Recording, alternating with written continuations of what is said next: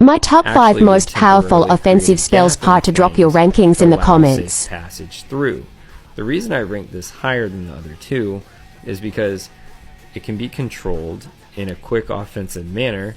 Also, it can damage large amounts of targets quickly, just like Dumbledore showed in Harry Potter and the Half-Blood Prince.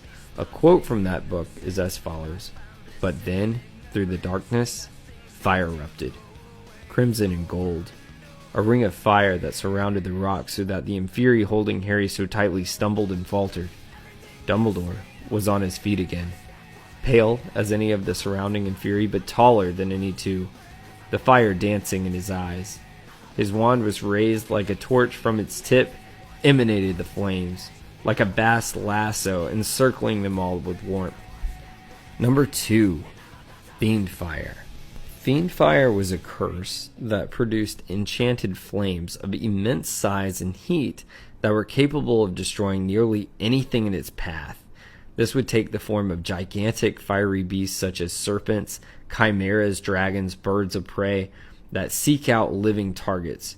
The curse was advanced dark magic, and it was one of the few known substances capable of killing Horcruxes. Voldemort himself used this spell in the duel with Dumbledore in the Ministry. Also, Crabbe used it in Harry Potter and the Deathly Hallows. The issue with the spell is that it's very difficult to control, but when it can be controlled, it's a very If you would like to know powerful more about spells, offensive subscribe to weapon. Here's Chase a and Josh. passage Fact or from Harry Fantasy Potter and the Deathly Podcast link in the Hallows. bio. It was not normal fire. Crabbe had used a curse of which Harry had no knowledge. As they turned a corner, the flames chased them as though they were alive, sentient, intent upon killing them. Now the fire was mutating, forming a gigantic pack of fiery beasts. Flaming serpents, chimeras, and dragons rose and fell and rose again.